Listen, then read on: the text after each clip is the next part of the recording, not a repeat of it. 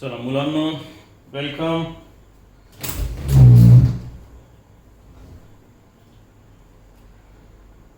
आज आपण प्रत्यक्ष आपल्या केमिस्ट्री मधल्या एका प्रकरणाला सुरुवात करूया. प्रकरणाचं नाव आहे ॲटॉमिक स्ट्रक्चर किंवा structure of item.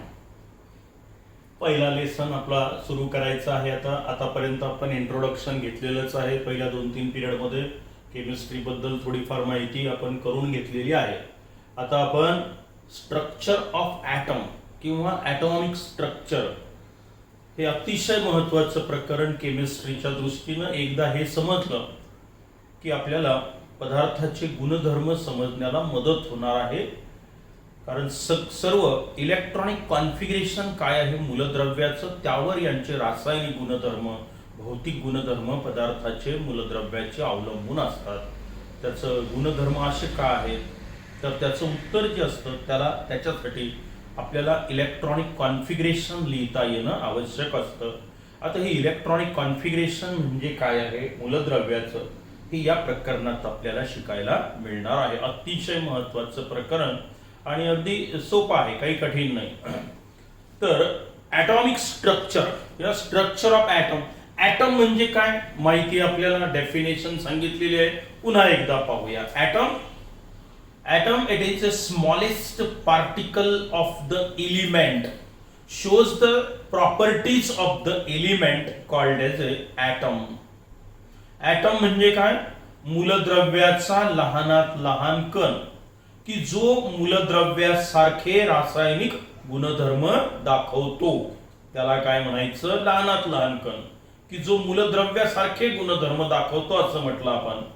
Atom, it is the smallest particle of the element which shows the properties of that metal किंवा of that element म्हटलं तरी चालेल. तर मूलद्रव्यासारखे मेटल पेक्षा element. Atom, smallest particle of the element which shows properties of that element called as a atom. Atom consists of 3 different types of particle. Called as a fundamental particle, also called as a subatomic particle. Atom हा 3 वेगवेगळ्या प्रकारच्या लहान लहान particle पासून तयार झालेला असतो. कोणते कोणते 3 पार्टिकल आहेत सगळ्यांना माहिती आहे. प्रोटॉन, न्यूट्रॉन आणि इलेक्ट्रॉन. या 3 प्रकारच्या लहान लहान पार्टिकल पासून कोण तयार झालेलं असतं, ॲटम. ॲटम या तिघांपासून बनलेला असतो. ॲटम 3 प्रकारच्या पार्टिकल पासून, प्रोटॉन, न्यूट्रॉन आणि इलेक्ट्रॉन पासून तयार झालेला आहे. मग याला मी सब ॲटॉमिक पार्टिकल म्हटलं. आपण काय म्हणायचं याला, सब ॲटॉमिक पार्टिकल. ॲटम कोणापासून तयार झाला त्याला म्हणायचं सब ॲटॉमिक पार्टिकल. किती येतात आहे, 3 आहेत. कोणते कोणते, प्रोटॉन, न्यूट्रॉन आणि इलेक्ट्रॉन. चालेल. Also called as a fundamental particle. चालेल. आणखी बघा आपल्याला काय माहिती आहे, atom it has a spherical shape. ॲटमचा शेप जो असतो स्पेअर सारखा आहे, चेंडू सारखा आहे म्हटलं तरी चालेल. इट हॅज अ 2 पार्ट आणि ॲटमचे 2 पार्ट असतात. हा ॲटम आपण दाखवलेला आहे. हा ॲटम आहे. Central part of the atom is called as a nucleus, अणुकेंद्रक. ॲटम हा स्पेअर सारखा आहे. याचे 2 पार्ट, एक मध्यभागी आहे, याला काय म्हणायचं आता, न्यूक्लियस ऑफ द ॲटम. ॲटमचं न्यूक्लियस. आणि हा जो ही पोकळी आहे नंतरची, याला म्हणायचंय आपल्याला extra nuclear part.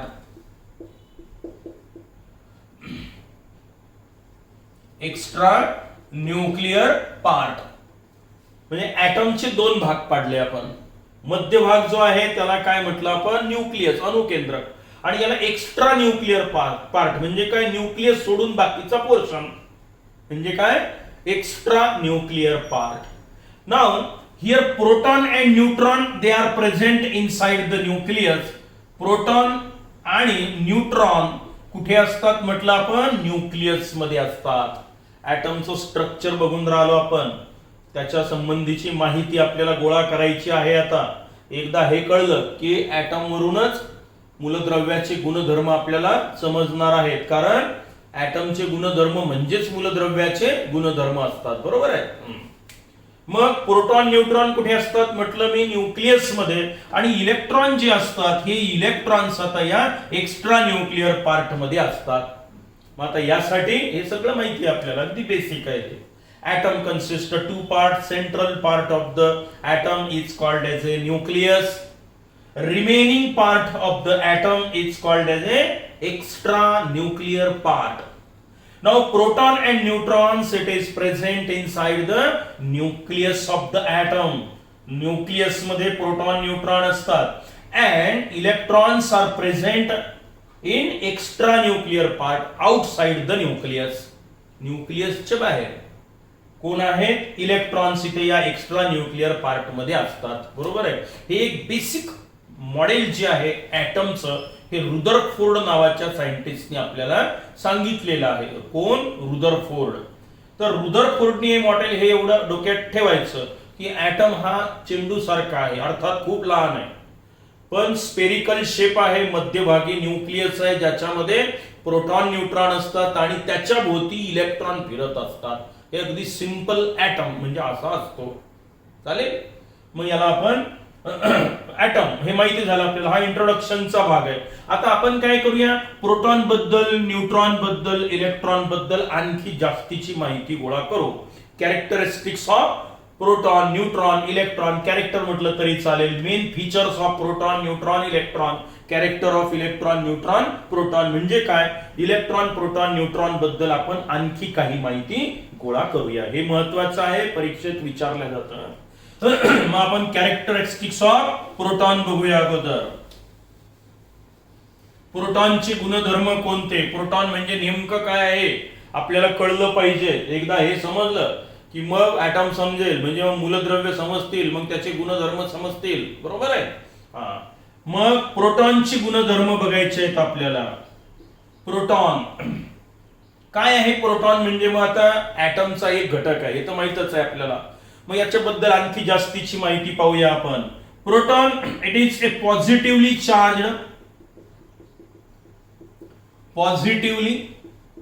Charged material particle. Material म्हणजे पदार्थ, पदार्थाचा एक कण आहे, पार्टिकल आहे जो पॉझिटिव्हली चार्जड आहे. इलेक्ट्रिसिटीच्या दृष्टीने दोन प्रकारचे चार्ज असतात, पॉझिटिव्ह चार्ज आणि निगेटिव्ह चार्ज. तसं प्रोटॉनवर कोणता चार्ज आहे म्हटलं आपण, पॉझिटिव्ह चार्ज असतो. मग positively charged material particle proton is a. Now the charge on proton is, the charge on proton, the value of charge. आता तो जो चार्ज आहे पॉझिटिव्ह चार्ज, त्याची किंमत किती आहे ती आपल्याला सांगायची आहे. आता इलेक्ट्रिकल युनिट आहे हे चार्ज मोजण्यासाठी कुलम नावाचं युनिट वापरण्यात येतं, बरोबर आहे. मग एका प्रोटॉनवर एक पॉझिटिव्ह चार्ज आहे असं म्हटलं मी, आणि त्याची किंमत असते ही एवढी कुलम मध्ये मोजली मी. 1 पॉइंट हे पाठ करून टाकायचं. चार्ज, प्रत्येक प्रोटॉनवर पॉझिटिव्ह चार्ज असतो एक, positively charge material particle. The value of charge on the proton is 1.602 into 10 to the power minus 19 coulomb. कशात मोजला आपण हे, कुलम. आपल्याला माहिती असलेला लहानात लहान चार्ज आहे हा, पण हा पॉझिटिव्ह नेचरचा आहे, ठीक आहे. याला युनिट पॉझिटिव्ह चार्ज म्हटलं तरी चालेल. युनिट म्हणजे एक, थोडक्यात 1 युनिट पॉझिटिव्ह चार्ज. आता हा पॉझिटिव्हली चार्जड पार्टिकल आहे, एक पॉझिटिव्ह चार्ज आहे ज्याची किंमत कुलम मध्ये किती आहे म्हटलं आपण, 1.602 into 10 to the power minus 19 coulomb. आता ज्या अर्थी हा पार्टिकल आहे याला मास असलं पाहिजे, वजन असलं पाहिजे, नाही का, खूप कमी असेल ते, पण असेल. मग the mass of one proton is, mass of one proton is 1.672 into 10 to the power minus 27 kilogram. Kilogram मध्ये एका प्रोटॉनचं मास, अतिशय लहान संख्या आहे, 1.672 into 10 to the power minus 27 kilogram. आता हे जे युनिट आहे की नाही मुलांना, किलोग्रॅम, ग्रॅम, हे खूप मोठं आहे, मोठा पदार्थाचं वजन करण्यासाठी. ॲटम एवढा लहान आहे, मग त्याच्यासाठी हे युनिट काही फारसं सुटेबल नाही. पण तुम्ही देऊ शकता की एवढं एका ॲटमचं मास, प्रोटॉनचं मास हे अप्रॉक्सिमेटली एवढं असतं, किंवा एक्झॅक्ट सांगितलेलं आहे आपण, हे एवढं असतं. मग आता याच्यासाठी एक आणखी नवीन युनिट सांगितलेलं आहे बघा आपण. Or it is equal to 1.00727 AMU. 1.00727 AMU atomic mass unit. AMU चा long form atomic mass unit. आता हे मागच्या वर्षीपर्यंत होतं, याला AMU म्हणतात. अजूनही म्हटलं तर फार बिघडणार नाही, पण याच्या ऐवजी आता आपण याला नवीन नाव बदललं. अंक तेच आहे, हे असं याला म्यू लिहायचं ठरवलं, किंवा त्याला यू म्हणू शकता. नाव बदललं, ॲटॉमिकच्या ऐवजी म्यू किंवा यू म्हणा. हा म्यू ऍक्च्युअली सिम्बॉल, याला युनिफाईड मास युनिट असंही म्हटलं जातं. ॲटॉमिक मास युनिट म्हणा किंवा युनिफाईड मास युनिट. मग याच्यानंतर AMU लिहिलं तरी तेच, आणि हा असा म्यू दाखवला तरी तोच आहे. मग हे एवढं म्हणजे काय, तर आता किलोग्रॅम मध्ये जर एखाद्याला पाहिजे असेल तर आपण एक युनिफाईड मास युनिट म्हणजे एक AMU is equal to 1.6605 into 10⁻⁻27 kilogram. एक ॲटॉमिक मास युनिट किंवा unified mass unit is equal to kilogram मध्ये किती होतं, 1.6605 इंटू 10⁻⁻27 किलोग्रॅम. हे लाईकली टू बी एवढंच आहे, जवळपास सेम आहे. थोडस हे कमी दिसतं, हे किंचित जास्त दिसतं, पण आपण हे म्हणून जास्त आलंय का, 1 AMU त्याच्यापेक्षा किंचित जास्त आहे म्हणून हे वर आलं. याच्याऐवजी आपण आता ब्रॉडली 1 म्यू असं लिहिणार. एक ॲटॉमिक मास युनिट किंवा एक युनिफाईड मास युनिट, म्हणजे हे आपण नियर अबाउट करून टाकलं 1 म्यू.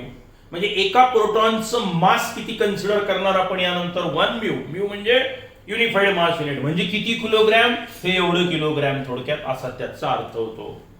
काही अडचण.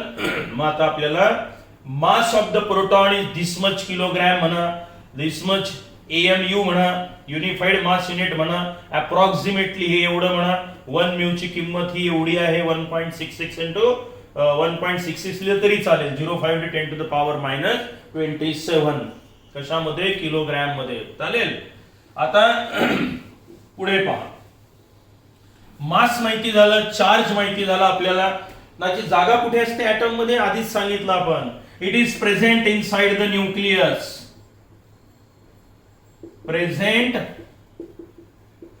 Inside the nucleus of the atom. ऍटमच्या न्यूक्लियस मध्ये हा प्रेझेंट असतो. जागा सांगितली आपण त्याची.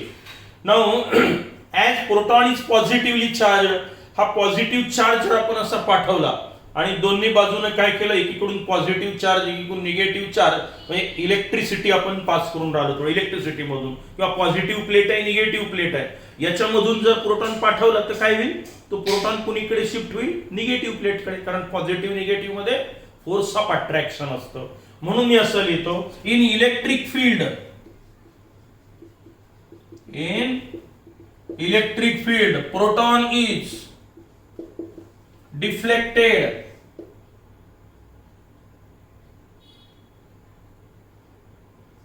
deflected towards negative plate. चालेल, निगेटिव्ह प्लेट कडे तो शिफ्ट होईल, डिफ्लेक्ट होईल, कारण प्रोटॉनवर पॉझिटिव्ह चार्ज आहे म्हणून. चालेल. त्यानंतर आणखी सगळ्यात महत्वाचं, आता प्रोटॉन इज रिप्रेझेंटेड ऍज, पुढचा पॉइंट लिहितो मी. 5 पॉइंट झाले. 6वा नोट्स देणार आहे मी किंवा अगोदरच पाठवत जाईल. बघा, प्रोटॉनचे गुणधर्म सांगून राहिलो मी तुम्हाला, कॅरेक्टरिस्टिक्स ऑफ प्रोटॉन. मग आणखी पहा, proton is represented as P11 और H11. प्रोटॉन साठी P लिहिलेला आहे, किंवा हायड्रोजनचं न्यूक्लियस म्हणजे प्रोटॉनच आहे म्हणून तो H पण लिहिला जातो. P11 किंवा H11. हा बॉटमचा जो 1 आहे हा असतो चार्ज, आणि डोक्यावर जे लिहिलेलं असतं ते असतं त्याचं मास. म्हणजे प्रोटॉन हा असा पार्टिकल आहे ज्याच्यासाठी एकतर पी किंवा एच अक्षर वापरा. बॉटमचा एक म्हणजे त्यावर एक पॉझिटिव्ह चार्ज आहे, +1 प्लस लिहित नसतो आपण, म्हणून हा बॉटमचा जो 1 आहे तो चार्ज लिहिला आपण.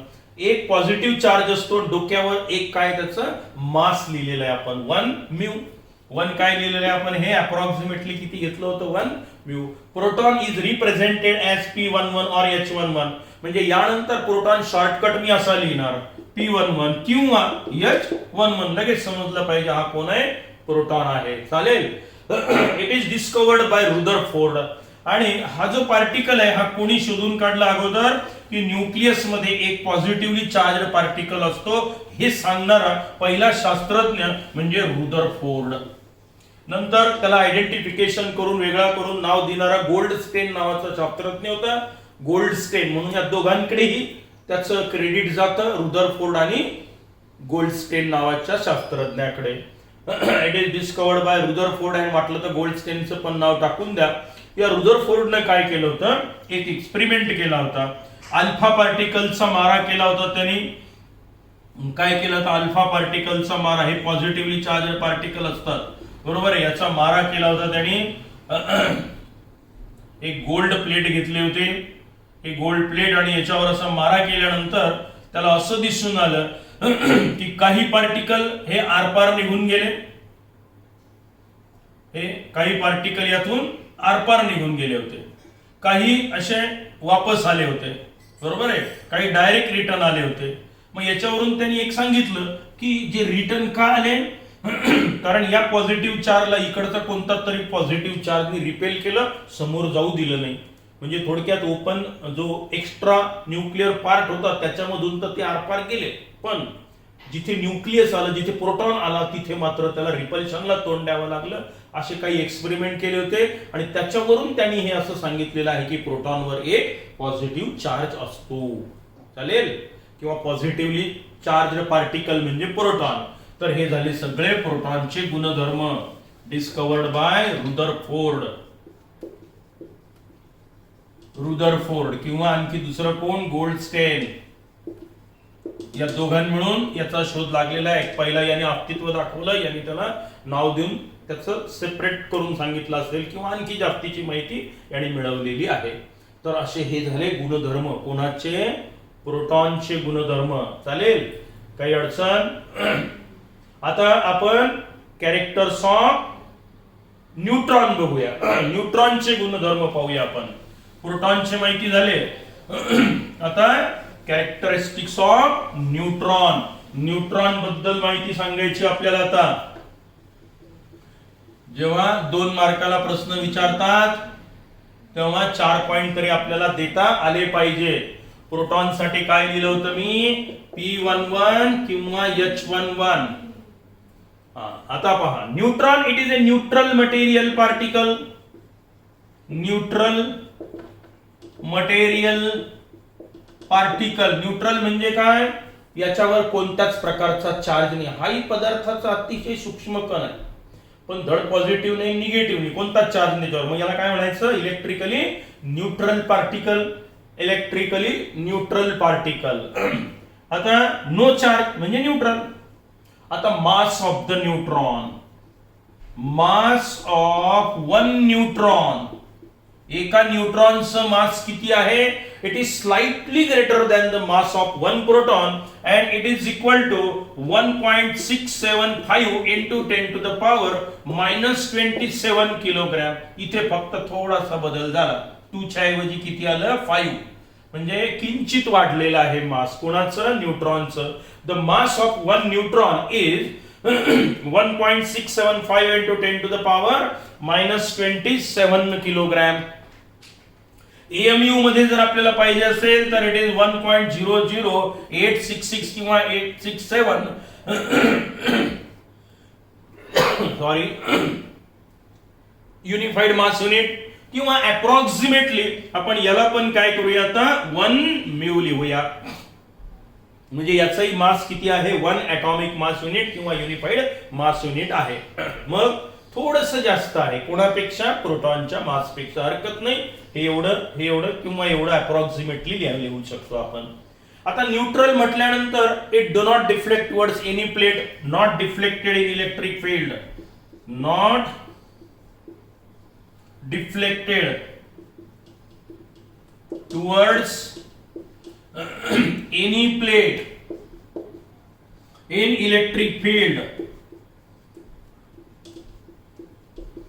इलेक्ट्रिक फील्डचा काही परिणाम याच्यावर होणार नाही. हा न्यूट्रल आहे, पॉझिटिव्ह कडे जाणार नाही, निगेटिव्ह कडे जाणार नाही, सरळ आरपार निघून जाईल इलेक्ट्रिक फील्ड मधून. चालेल. त्याच्यानंतर मास माहिती झाला, त्याचा चार्ज माहिती झाला. It is present inside the nucleus. Atom मध्ये जागा कुठे आहे? Inside the nucleus. Except hydrogen, all other atoms contain neutron. सर्व न्यूक्लियस मध्ये तुम्हाला न्यूट्रॉन, सर्व मूलद्रव्यांच्या न्यूक्लियस मध्ये. पण त्याला एकच अपवाद आहे, तो म्हणजे कोणाचा? हायड्रोजनचा. हायड्रोजनचा ऍटम हा असा एकमेव ऍटम आहे की ज्याच्यामध्ये फक्त एक प्रोटॉन आहे आणि त्याच्या भोवती एक इलेक्ट्रॉन फिरत राहतो. सगळ्यात सोपा ऍटम समजलाय ना? काय? एक प्रोटॉन आहे, त्याच्या भोवती एक इलेक्ट्रॉन फिरून राहिला. म्हणजे इथे कोण नाहीये? न्यूट्रॉन नाहीये. बाकी मग सगळे मूलद्रव्य जे आहेत यांच्यामध्ये आपल्याला कोण दिसून येतं? Neutron. Except hydrogen, all other nucleus of the element contain neutron. It is discovered by James Chadwick.